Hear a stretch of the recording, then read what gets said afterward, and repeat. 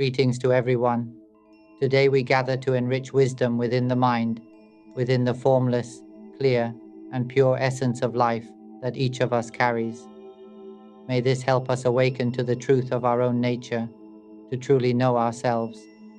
In truth, what we are is the pure element, the deathless essence, the primordial reality that existed before all things. It is vast emptiness, radiant and utterly pure. When this body dies, when it ceases to function, the mind, or life element, immediately seeks another body. This life element has never been born and never dies. It is the immortal element. The reason it continues to take up one vessel after another is that when this body dies, it moves on to find another. And once it takes up a new body, it clings and believes, "This is me." Then we think we are a water creature, a land creature, one that lives underground, one that flies in the air, one that exists in space, or a human being. We keep changing vessels endlessly. So the real question is, what are we truly? Yet in this life, once again, we are convinced we are human. When this body dies and we take birth in another form, perhaps in the water, we then believe we are that water being. The truth is this: I have come to reveal reality so that we may recognize it and accept it. The essential point is this: our mind, this life element, or what some may call the soul, when will it finally cease its constant rebirth? The reason it continues is because it has not yet attained the wisdom of true knowledge. As long as there is no awakening, it will forever search for another vessel to inhabit. Consider this analogy. Imagine a sage living with us in our home. The sage says, "Do not go anywhere, my child. Remain here in our home. Outside there is nothing but illusion, fabrication, and deception. If you wander outside in search of knowledge and experience, all you will encounter is suffering, only suffering. It is never like being at home. But because we have no true understanding, we do not listen. Without wisdom, we long to go out and learn, to seek what lies beyond. In the same way, our life element, our mind, is already pure in its true nature. Yet because it does not know, it feels compelled to venture outward. And once it does, it becomes entangled in the external, deceived by appearances, until it forgets that it is, in essence, the pure element. We have forgotten that we are mind, the life element that is formless, clear, and utterly pure. We have forgotten this. When taking up the vessel of a human body, this robotic container, once dwelling within a form, with 2 legs, 2 arms, and 1 head, we believe ourselves to be human. We believe that this shell, which wraps around us, is our body. And when we have a body, we also have language to communicate. Without language, without the fabrications used to convey meaning, we would not be able to understand one another at all. It is like the parable of living in a house with a sage. The sage says, "Do not go anywhere, my child. Stay here in our home. Outside there is only illusion, fabrication, and deception. If you wander outside in search of knowledge and experience, all you will find is suffering, only suffering. It will never be like being at home.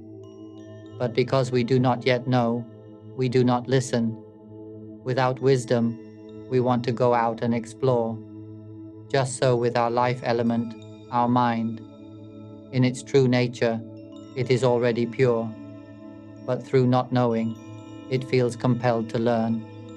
And in learning, it becomes entangled in the outside world, forgetting that it is the pure element. We have forgotten that we are mind, the life element that is formless, clear, and completely pure. When we take up this vessel of the human body, this container like a robot, living in a form with 2 legs, 2 arms, and 1 head, We become convinced that we are human. We believe that the shell which covers us is our body. It is like this. Imagine we are simply a part of nature, coming to dwell in this vessel. This vessel has no brain, cannot think. Its only task is to lie still and observe everything. It perceives but cannot think. It knows silently without words. Without language it cannot speak, and without speaking there is no knowledge, no comprehension. Without thought, without imagination, there are no emotions. There is no happiness, no suffering, no calm, nothing at all. No memory arises. Awareness is just awareness, knowing without language, knowing without understanding, a simple, mute knowing. This is what it is like when we have no tools. Do you see? We dwell in this vessel, but the vessel has no brain, so it cannot think. There is no inner voice, no images in the mind, no emotions, no traces of memory, no knowledge of any experience that touches it. Without these tools, we would not be able to understand anything at all. Therefore, the nature of our mind, when dwelling in a vessel, begins to create fabrications. It creates thought, imagination, emotion, memory, and perception, giving value and meaning to what is experienced. Once we begin to give meaning, we start to claim, "This is truly my body." By relying on this inner voice that says, "This is my body, this is myself, I am hungry." Everything is narrated so that we may understand that we are inhabiting this vessel, and so that we may make sense of the stories of this world. We have become lost, attached to these tools. We have never truly known that we are mind itself, the life element that is formless, empty, clear, and pure. In truth, we are this pure element, yet we fail to recognize it. Let me explain again, so it is clear. Remember this. There are three aspects of what we call self. The true self is the mind, the life element that is empty, clear, and pure. This is our real being. But from it, fabrications are created. Why do they arise? Because in itself, the pure element has no fabrication at all. And precisely because it has none, the pure element seeks the knowledge of wisdom. It seeks awakening to recognize that it is the pure element. Do you understand this? It is like living in your own home for a very long time, and then wishing to go out, to travel, and see the world, to know everything. So we leave the home and begin learning. But as long as we continue to seek and learn things outside, we have not yet returned home, have we? We wander to the west, to the east, north, and south. We roam everywhere, even beyond the earth, beyond the universe. We explore, we change vessels, taking up countless forms in countless places. So when will we finally return home? As long as we have not realized that everything we chase is nothing but suffering, that nothing can bring freedom, we will keep wandering. From the moment we left home, all we have met is suffering, suffering all along the way. Nowhere has ever freed us from it. Only when wisdom arises to see clearly that nothing at all is truly us, nothing belongs to us, nothing can be controlled, and everything is bound up with suffering, only then do we say, "I want no more. Enough. I will stop. I will return home." From that moment on, we will no longer search for anything. We have realized that all of it is suffering. When this truth begins to dawn, then at last we return home, and we will not wander outside again. Do you see? The mind, the pure life element within us, is formless, unmoving, empty, clear, and utterly pure. Let us close our eyes and erase this body, erase the voice that is speaking within, erase all images, erase all emotions, whether happiness, suffering, indifference, or calm. Erase them all. Erase memory. Erase even the act of knowing. No knowing, no thinking, no imagining, no voice, no memory. Nothing remains at all. When everything is erased, what is left? Only mind, the life element that is formless, empty, clear, and pure. This nature cannot be erased. It is the immortal essence. This is our true life element. This is our real being. We are mind. We are the pure element. But why does this mind, this pure essence, cling to fabrications and seek out vessels again and again without rest? Only because it does not realize that it is already the pure element. That is all. All of us are merely dwelling temporarily in this human body. Do we realize that it is only a temporary dwelling? This body cannot remain long. We all know this truth already. But can we accept that it is not truly us? Or do we still prefer the comfort of illusions? This body grows older with each passing day. Illnesses that never existed before slowly begin to arise. In the past, I was never sick at all. But as the years went by, from around the age of 30 to 35 onward, illnesses of every kind began to appear, one thing after another. And now, there are countless conditions. The body continues to decline. It is on its way to stopping altogether. Organs that have worked tirelessly without care gradually wear out. It is like a car we once bought. At first it ran perfectly, but when never cared for, it begins to wear down, to rust, to fail. It doesn't start. It breaks down. It falters. When problems finally show, we start to take care of it then. But what use is that?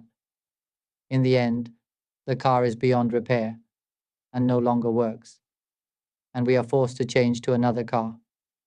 Every time we get a new car, it is like being born again. At first it is so much fun, full of joy to have a new car, just like when we receive a new body. We live life to the fullest, without much care to maintain it.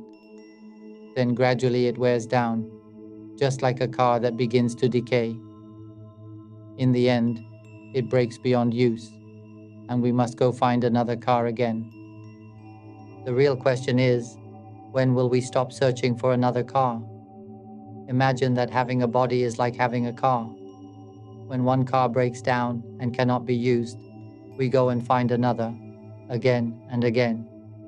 Sometimes it is a sedan, sometimes a pickup, sometimes a van, a bus, a truck. Different brands, different models, countless times. It is the same with us. We keep changing bodies, becoming water creatures, land creatures, birds, beings underground. To be born as a human is exceedingly rare, almost impossible. But the real point is not whether we are born human or otherwise.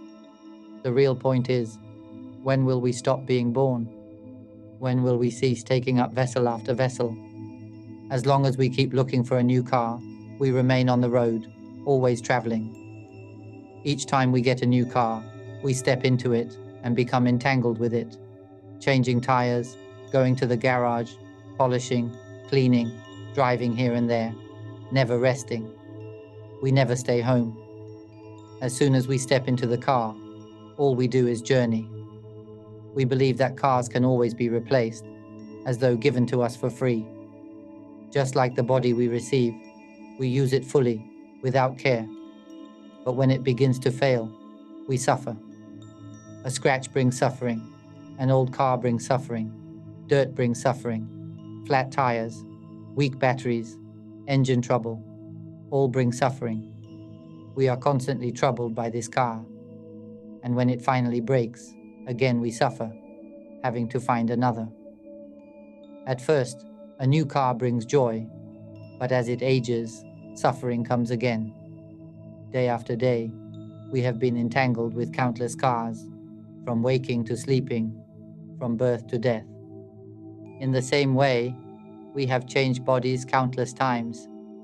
If we were to gather all the bones we have left behind, they would rise higher than Mount Sumeru, higher than all the mountains of the world. If we were to collect all the tears we have shed in each birth, as animals, as humans, the water would be greater than the oceans. The blood we have lost in each lifetime, vast as the seas. We have changed bodies in countless numbers, as though changing cars beyond number. And now we dwell in this present car, this present body. But do we remember? Do we see the truth that this car too must one day break down? This body too must one day fail. Yet still we cling, believing, I am human, I am this body. But in truth, we are not this body. We are not this car. This is what we call our outer layer. The second layer of what we call self is thought, imagination, emotion, perception, and memory. All these functions we have depended on. The voice speaking in the mind, the images that appear in imagination, the feelings of happiness, suffering, calm, or indifference. We mistake all of them as being ourselves. We believe this inner voice is us. We believe imagination is us. We believe emotions belong to us. We say, I am happy, I am sad, I am calm. Yet no one truly owns emotions. They have no self, no owner. Memory arises, and we cling to it as me. Knowing arises, and we cling to it as me. These fabrications, we take them all to be ourselves. This is the second layer. The first layer is clinging to the body as self. But the sage has already told us, this body is not us. Can we accept that? If we erase the body, what remains is another sense of self, the clinging to voice as self, to the sense of speaking, imagining, being happy, being sad, being calm, being indifferent, remembering, knowing. We believe these states belong to us, but the sage also says, these fabrications are not us. Can we accept that? Both of these layers of self are not who we are. Our true being is the mind, the life element that is empty, clear, and utterly pure. This is our real essence. It has no form, only a radiant and pure life force merging with the infinite universe. If we erase everything, what remains is only this pure element. It is as if we erased the entire cosmos, the stars, the sun, the black holes, the dust, the darkness, the light, erasing it all, leaving only clear, pure emptiness pervading everything. At that point there is nothing at all, no movement.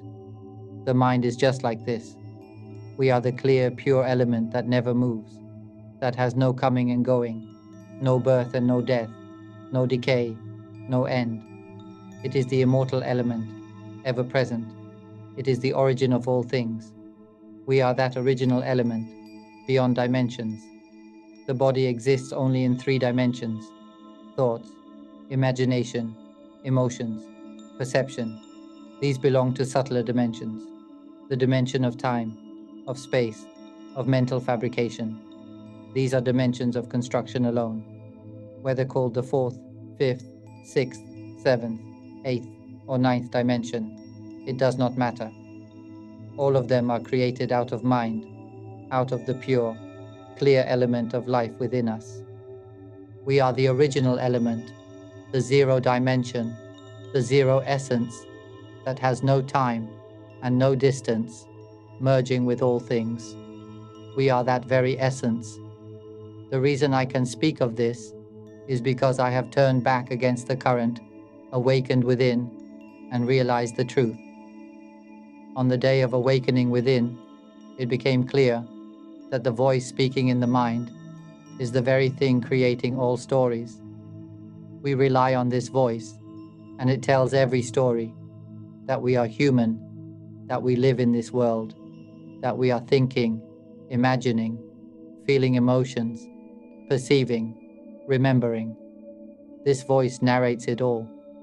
When I saw clearly that this voice was what created everything, tears fell at once.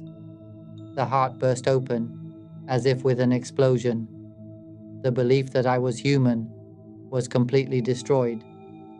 Then it became clear further that even the act of knowing itself, is not me. Look for yourself. Right now you are hearing my voice. It hears on its own. It perceives on its own. It smells scents on its own. It hears the barking of dogs, the singing of birds, all on its own. It tastes flavors on its own. It sees on its own. It feels hot and cold on its own. When I saw clearly that all these experiences know themselves, the old understanding shattered into pieces, as though a bomb exploded the body into dust. Nothing remained, not thought, not imagination, not emotion, not memory. Everything was destroyed, leaving only clarity and purity, merging with the vastness of the cosmos. Then realization arose. Ah, in truth we are this essence itself. We are the pure element at the deepest core. This is why I say there are 3 levels of what we call self. We are deceived, believing the outer skin is us. It is like a mango. We mistake the peel of the mango as self. When told to peel it away, we still cling, believing the flesh of the mango is self. But then we are told the flesh too must be discarded. Only when it is all gone, and we see it is not us, do we come to the seed and realize, oh, we are the seed itself. The seed is the origin, the primal element, the true life essence. The peel cannot be planted, the flesh cannot be planted. But from the seed arises the great tree. Who would believe that the vast tree is hidden within a tiny seed? In the same way, who would believe that our true being is mind? It is simple to prove. Remember this, all of you, our release from suffering, our freedom from ever being born again, will come only when we truly come to know the mind. When that moment arrives, there will be no more suffering. All the suffering we carry today has, in truth, never truly existed at all. Imagine the time when we were born as water creatures. We suffered greatly. Others came to eat us, bite us, harm us. We struggled desperately, only to end in pain and torment as we were devoured. We, our families, and our offspring were destroyed. Even our own lives were destroyed. When we were in that state as water creatures, it seemed utterly real. But now it has all passed, hasn't it? Ask yourself, where has that story gone? The story of suffering we once endured then. Where is the knowledge we once held in that underwater world? Where has it all gone? At that time, born as a creature in the water, we possessed so much knowledge. We may have been the cleverest, the strongest, the one with the greatest abundance of food. We may have had wealth, honor, praise, and happiness in full. We may have had a perfect family, perfect offspring. Everything seemed excellent, flawless. We possessed boundless knowledge in that watery world. But once death came, what remained? Where is all that knowledge now? Ask yourself, where has it gone? Do you believe what I am saying has any truth? Can humans understand this? When we lived as water creatures, we were so sure it was real. We said, I am truly this being, a shrimp, a shellfish, a crab, a fish. Yet the sage would say, it is not real. There is nothing here that truly exists, no self at all. But we immediately resisted. How can that not be true? I am a creature of the water. I live here. I am the most skilled, the most powerful, the richest, the wisest. I have the greatest family and descendants. I am complete. Still the sage said, nothing here is ever truly you or yours. None of it is real. Wake up within. Come to know your true nature, that you are mind, the life element that is empty, clear, and pure. But we did not believe it. We said it was impossible. We argued, insisting, I am this creature, I am the shrimp, I am the shellfish, I am the fish. We were convinced we were that being. We could not accept that it might not truly exist. After all, The body seemed real. Life seemed real. We had lived in the water so long. We knew it all. How could it not be us? We claimed everything as ours, believing it was all truly real. Yet the sage declared plainly, it has never had any self, never truly existed at all. The sage told us, but we did not believe it. Who would believe, right? When we died from being water creatures and were reborn as humans, the sage asked again, where is it now? You once insisted it was real, but can you see now that it never truly existed? Do you remember that you were once a creature of the water? And we replied, I was never a water creature. How could I ever have been one? It never existed. Impossible. I never had a family, never had parents, children, or relatives as a water creature. I was never that. We denied it, saying, that was never real. Nonsense.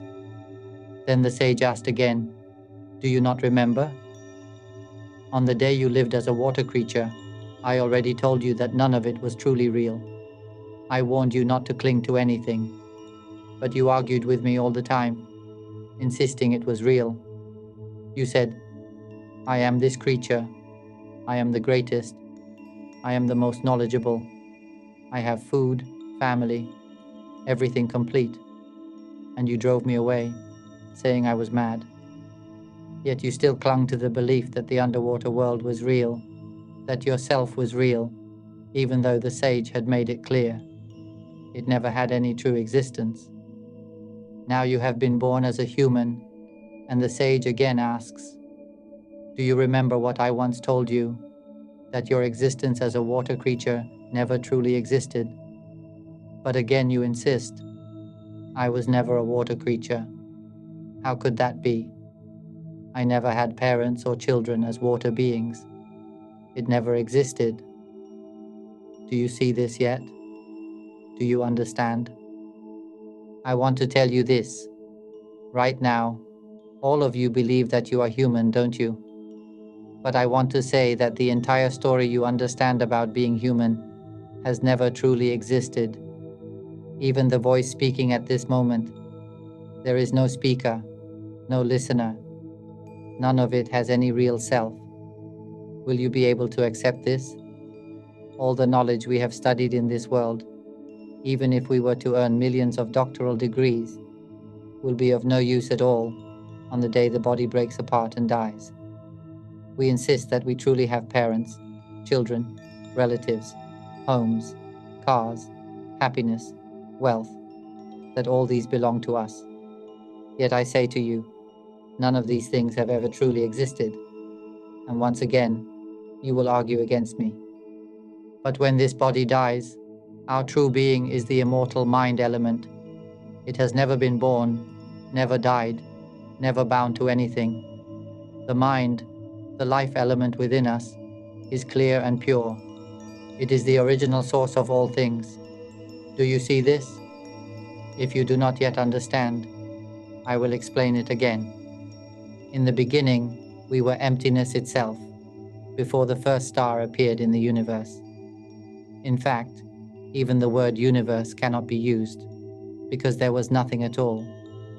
There was only pure, clear emptiness, the original essence, utterly pure. Then came an eruption out of that pure original essence. This great explosion, what we call the Big Bang. But I want you to know, the true beginning of that explosion was the point at which the pure element longed to know, to begin learning. That was the very first spark of the pure element's journey of knowing. Whenever we desire to know, a certain condition always arises. It is like the state of deep sleep. In deep sleep, our sense of self disappears. Parents disappear. All the knowledge we once clung to about being human disappears. The sense of having children, relatives, possessions, money, wealth, houses, cars, everything we thought we had during deep sleep, all of it vanishes. But life still remains the same. The mind, the life element that is formless, empty, clear, and pure, still remains. Only the stories are gone. The fabrications are gone. Even the body is gone. That is the true mind. In this pure element, there is no language, no voice, no image, no emotion, no perception, no memory. There is only clear, pure emptiness, the original element, the primal essence. Life has always been this way. Know this. Whenever the body dies, the mind never dies. The mind merely clings to a new vessel and takes possession of it. When that vessel dies, the mind, the life element, goes in search of another. The crucial point is this. Only when the mind realizes it is the pure element will it cease to be born again. Remember this. When realization dawns that I am the pure element and nothing at all is me, then there will be no more birth. This realization that we are the pure element reveals that nothing we cling to has ever truly existed. When this is seen, birth ends at once. For that which would go on to be reborn, the voice speaking now, for example, has never truly existed. When I realized this truth, the question arose, how can one teach human beings to understand it? For humans cannot grasp it easily. We have been deceived into believing we are human. But I want to tell you, we are not human. We have never been born into this world, and this world has never truly existed. Even the voice speaking now does not exist. It cannot be grasped, cannot be held. It is only sound. And this sound creates the entire story of the world. This is what is called the world of convention, the constructed world. We are trapped in this conventional world, trapped in a world of sound, the voice thinking in the mind, creating images, creating sounds, creating emotions, creating perceptions, creating memory. All of it is fabrication, arising only so that in the end we may come to realize none of it is us. When this truth is fully understood, everything ends. What remains is only the original pure element, together with the wisdom that knows clearly. We are the pure element, and we will not be born again. This is why I speak so often about the truth of the mind. This realization of the mind has been taught in hundreds, even thousands of recordings, in the hope that this knowledge will spread to everyone, children, adults, the elderly, the disabled, women, men. Everyone has a mind, but they do not know it. Everyone can awaken to it, and once they do, there will be no more suffering and no more birth. This life will be the last. This world has never had anything with true existence. On the day the body breaks apart and dies, the mind never dies. The mind immediately seeks another body, and we forget everything that came before, because it never truly existed. The nature of our mind, the life element, creates fabrications. But if we trace it back to the very beginning, before anything existed, in that emptiness, there was an eruption within the pure element. That eruption we call the Big Bang. Science also calls it the Big Bang. But in truth, it was the explosion out of the primal essence itself, an immense release of energy bursting forth. And from that very point arose the dimension of the subtle body, and from there, our minds themselves fragmented and came into being. The mind, or life element, is empty, clear, and pure. From the very beginning, it was pure emptiness, one with the whole of the cosmos. It was a single field of clear emptiness, inseparable. All of us are of that same essence. We could say we are one and the same, life elements of the same origin, clear and empty, merging with the universe itself. It is like the emptiness before our eyes, untouchable, yet present. That very emptiness before us is what we are. We are that element that permeates the cosmos. We are life, and this element is alive. When our pure element separated from the primal source, burst, it spread outward, and in doing so, it created a bubble to encase itself. At first, we were pure, clear emptiness, completely one with all. But when the pure element created the act of knowing to surround itself, that was the beginning of separation. It was like a bubble encasing clear emptiness. Inside was what we are. On the surface of the bubble was movement, perception, and fabrication. From being still emptiness, beyond coming and going, beyond birth and death, once the bubble was formed, self seemed to split away from the wholeness of the universe. We are the immortal essence, one with everything. Yet separation appeared when perception and fabrication arose. By fabricating a bubble around itself, our sense of being came to dwell within it. Whenever that bubble bursts, the emptiness inside merges once again with the universe, and everything ends. But as long as the bubble remains, it serves as a tool for learning. This is what I call the subtle body. The formation of the bubble, or the subtle body, is the formation of fabrications around us. It is like putting on a garment. Once clothed, we begin to identify, saying, "This is me," and use that garment as our representation. When anything makes contact, the bubble ripples and fabrications arise. From the very beginning, this emptiness could not fabricate anything. It was pure and untouched. No sound, no image, no emotion, no perception, no memory. That is why it is called the truly pure origin, the primal essence unstained by anything. But once the bubble was created to encase itself, the subtle body appeared, and fabrications began, though not yet complete. It then moved to dwell within a material vessel. In the beginning, after the eruption of the original essence, the Big Bang, an immense surge of energy burst forth. That mass of energy produced exchanges of electrons, protons, and neutrons, colliding and generating tiny particles. These particles came together as matter, forming substance, giving rise to stars, to suns, until solar systems, galaxies, and vast universes appeared, ever expanding without end.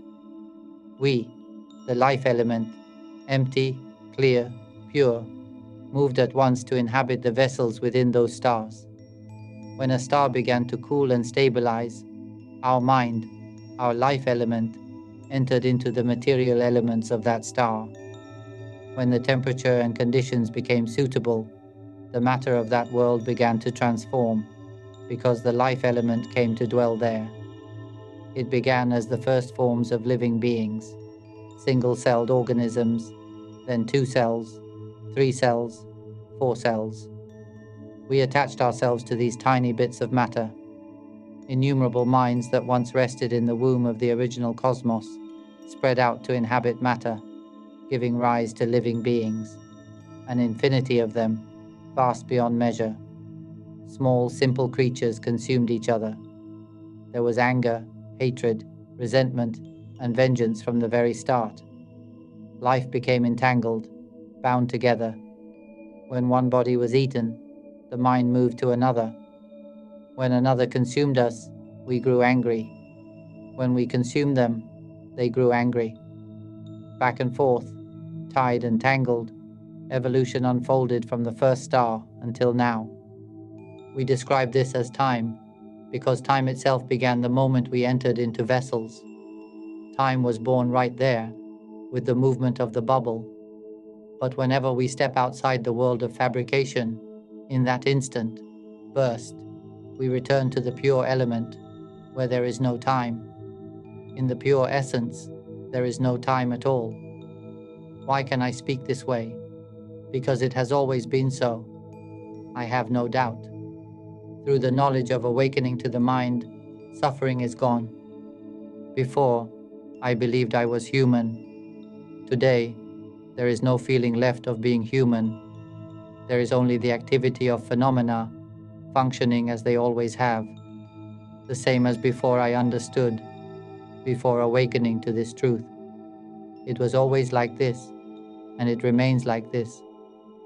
The difference now is that there is no doubt. There is no sense of attachment to this world at all. There is no feeling of being anything at all. It simply knows. There will be no more birth. There is no moment of mind attaching itself to, or dwelling within, fabricated states ever again.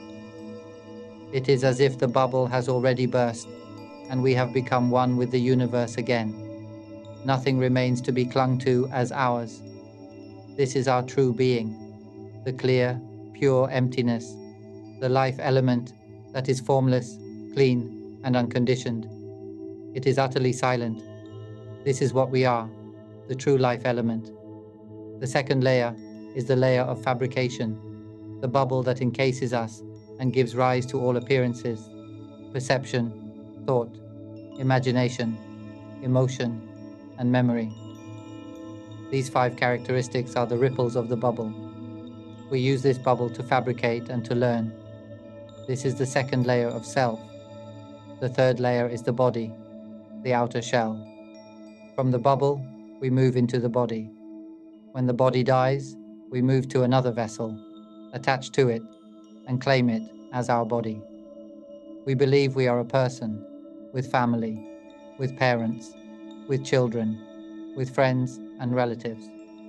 Countless minds dwell in countless vessels, claiming, I am a father, I am a mother, I am a child, I am this or that. Yet all of this is fabrication.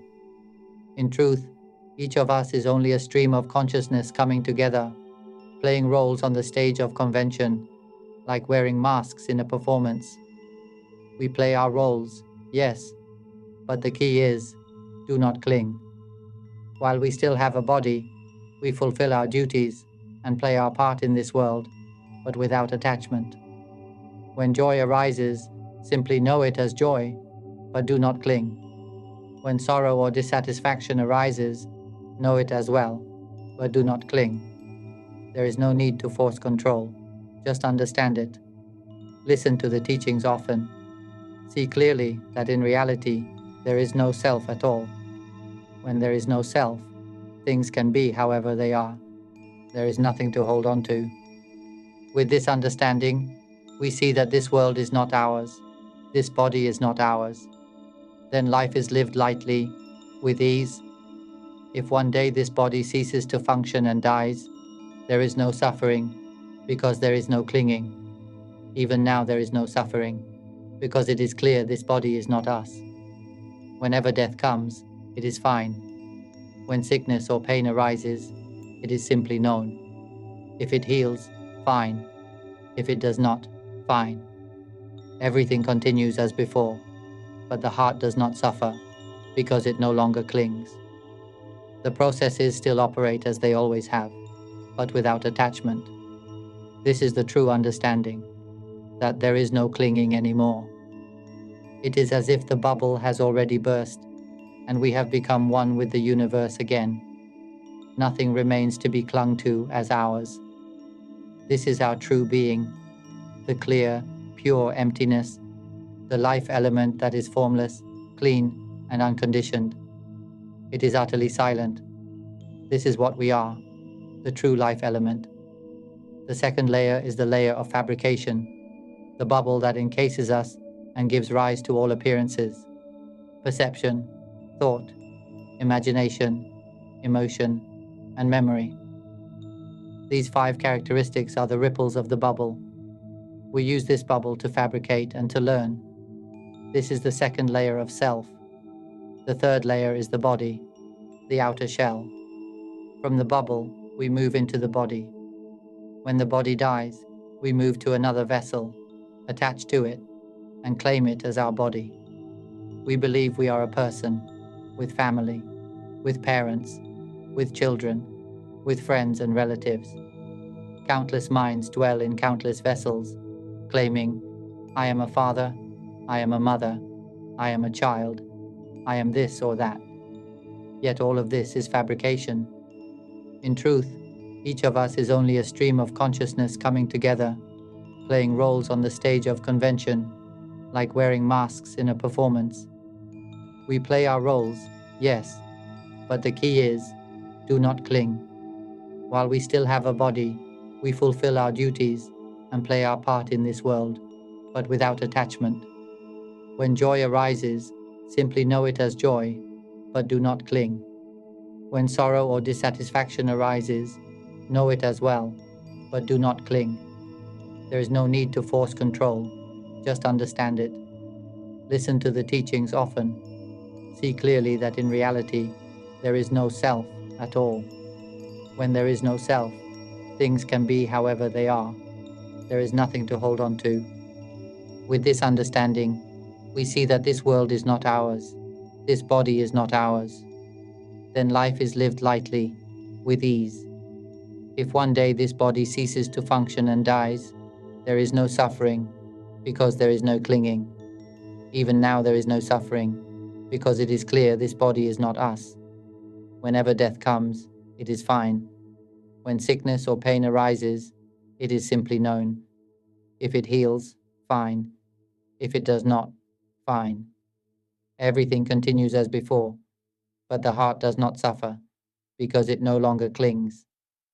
The processes still operate as they always have, but without attachment. This is the true understanding, that there is no clinging anymore. The nature of the mind is the life element. It is life itself that knows everything, functioning entirely on its own. It is like the CPU of a computer, a tiny chip that governs all operations, directing everything. It is like a robot, controlled by a single CPU, all information stored and processed within that one small chip. It is like a great tree that stores its entire blueprint in a tiny seed. Who would believe that the vast tree is contained in that small seed? Who would believe that our true being is clear and pure emptiness? That we are the formless life element? Who would believe that we have never truly been born into this world at all? Who would believe that this is not even a voice, that it is the voice itself that assigns meaning to everything? All things appear only because we think them into being. Who would believe that happiness and suffering are in truth the same? Who would believe that the nature of mind has never been born and never perishes? Who would believe that our mind is the pure, clear essence, the primal element, the origin that existed before all things? Who would believe that non-birth is simply this, not attaching to the voice in the mind, not attaching to imagination, not attaching to emotion, not attaching to memory, not even attaching to perception itself? Who would believe that freedom from suffering has always been with us, right here? Who would believe that what we have sought for so long is exactly what we already are? Who would believe that this world is empty? Empty because it has no true self. Everything arises only because we think it. This world exists because we think it. Arms and legs exist because we think. Nothing declares itself to be anything. It is only the inner voice that says, "This is a coconut tree," or "This is my left leg, my right leg." That voice says everything. That voice declares, "These are my parents, my children, my relatives." That voice tells the entire story. Who would believe that this body is not our body, that it was born only to decay? Who would believe that voice speaking has never had any true existence? It cannot be grasped. It is only an appearance arising and dissolving by itself, requiring no effort at all. This voice arises and dissolves by itself continually. Who would believe that the images we imagine are merely fabrications, without any real existence? Who would believe that happiness has never truly existed as a self? Who would believe that all forms of suffering have never truly existed? Who would believe that even calm itself has never truly existed as anything real? All emotions, anger, hatred, resentment, vengeance, joy, happiness, drowsiness, loneliness, sadness, have never had any real self. They arise on their own and dissolve on their own. Who would believe that seeing the truth can happen simply by listening and turning the mind to contemplate? Then realization bursts forth, sweeping away all doubt. Who would believe it could be this simple, just to listen and incline the mind? Who would believe that by listening to my teaching, within no more than 7 days, 7 months, most within just a month, the heart opens wide to the pure element, tears fall, and there is realization that we no longer suffer, no longer will be born again. What could there be left to suffer over when nothing has any true self? All arises only because we think, because we rely on the voice, and then we drift along with the meanings of that voice.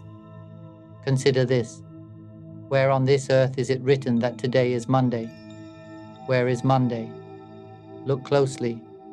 Where is this self? Who would believe that our being is not in the body, not in the voice, not in imagination, not in emotions, not in perception, not in memory? Who would believe that our true being is the life element, empty, clear, and pure? Who would believe that we already have this pure element, that we are already the immortal essence, present with us at all times? Who would believe that we ourselves are the pure element, the immortal essence? Who would believe that all suffering is created by ourselves, and that we sink into it by our own making? Who would believe that good and evil are created by us, and that we ourselves are the ones who cling to them? Who would believe that we have the power to shape emptiness into the illusion of a self so completely? When the body breaks apart, all of these stories have no true existence. It is like the world of dreams. While we are in the dream, everything seems real. But when we suddenly wake, none of it has ever truly existed. The knowledge of awakening to the mind is a subject that everyone must learn. If those in authority were to bring this into the education system, from kindergarten through to doctoral level, everyone would study awakening to the mind by listening, by reflecting, and by sharing. The 𝙈𝙗𝙈𝙗 channel should be shared so that everyone can hear it every day. Knowledge of the mind is the most excellent knowledge because it leads to permanent freedom from suffering and brings the world into true peace. When it is seen that nothing is self, nothing is ours, then people will only share, only give. I long deeply for all of us to be free from suffering. I have already proven it, and many in the 𝙈𝙗𝙈𝙗 group have proven it too. Many have awakened within just 7 days of listening. Suddenly realization bursts forth, doubt is gone, and they see that the mind is unborn, just like this. Then they are startled, saying, "How foolish I was. How could I have clung to the idea that this was me, that this suffering was truly mine?" Many suffer from nervous disorders, stress, migraines, insomnia, because they keep playing with thoughts, with the voice in the mind, the inner chatter. Look carefully. It is only a voice inside. It has no real self. Even the voice I am speaking now has no real existence. It cannot be grasped. It vanishes as soon as it is spoken, appearing and disappearing without end. If you see this, then you see that the thoughts in the mind also have no self. They arise on their own and dissolve on their own. They imagine on their own and dissolve on their own. Emotions arise on their own and dissolve on their own. Knowledge arises on its own and dissolves on its own. When we see that all these states arise and dissolve by themselves, we will feel, "Oh, how foolish we have been, clinging to these things." We will scold ourselves for being so blind. Who would believe that everything exists only because we think it? Who would believe that this world arises only because we think it? In truth, there is no world at all. Nothing exists. There is only clear, pure emptiness, always present. This is how it is for me. There is no sense of speaking. It is simply something rippling, something happening. It is always seen that this is not me, and this is not a voice. It is only something appearing and dissolving, with no name to call it. Yet humans insist, this is a voice. If we can see like this, then those who suffer from stress, neurosis, migraines, depression, bipolar disorder, insomnia, acid reflux, stomach disease, even cancer, will understand that all these arise because of repeated thinking, thinking until stressed, thinking until sick, thinking until trapped in the world of thought. But thought has never had any real self. Thought has no form. It is only a condition, but we mistake it and mold emptiness into a solid lump. Then we suffer with that clear, empty lump we ourselves have created. Emotions are the same. Suffering is only a condition molded out of emptiness, and then we sink into it. This is the greatest foolishness. Let us not be foolish, suffering over anything, because nothing has ever had a real self. Thoughts, images, emotions, and perceptions are only tools we temporarily use, only to let go of them in the end. We are the clear, pure element. We created a bubble of fabrication to enclose ourselves, to make use of it, and then moved into a human body as another vessel. In summary, this body is not us. We only dwell in it. The voice speaking is not us. We only make use of it. Images, emotions, perceptions, all of these exist only so that we may learn and finally realize we are the pure element. Once that realization arises, these tools are of no value. It is finished. It is like using a boat to reach a beautiful island. Once we arrive at the island, we leave the boat behind, because what we were seeking was the island itself. That was always the true destination. In the same way, we are the pure element. Yet we cannot recognize that we are this pure element until we create fabrications and take up a human body as a vessel. Once we have made use of these tools, and then return to listen to the teaching with an open heart, understanding suddenly arises. Ah, we are the pure element. The voice speaking now is not us. The act of knowing is not us. It knows by itself. It hears by itself. It smells by itself. And then we realize there is no self here at all. When the mind accepts this truth, it bursts open. The bubble encasing it shatters, as though a bomb exploded in the chest and everything broke into fragments. That is how it was for me. Since that time, more than 10 years now, I have never suffered again. There is no sense of being a person.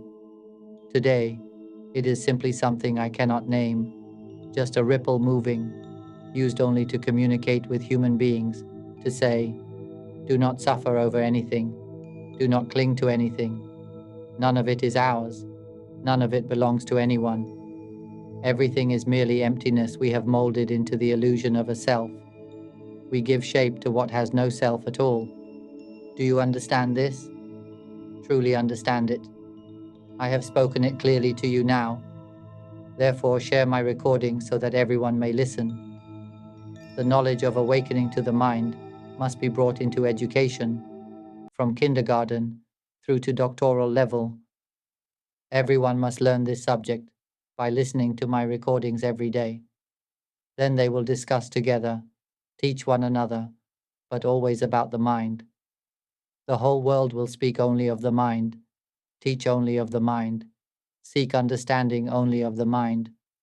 Whoever realizes first will share their experience, telling others how wondrous it is, how profound, how liberating, how suffering has ended. People will speak only of the mind, of the inner truth. There will be no insulting, no slander, no anger, no hatred, no vengeance, no destruction of one another as the world is now. It will not be like that. Instead, the conversations will be about lightness, about openness, about peace, about saying, I no longer suffer. I am free. I feel spacious. I feel so light. How could it not be light when our mind is already the pure, empty element? It only felt heavy because we clung to it as self. When we see that nothing is self, everything becomes light.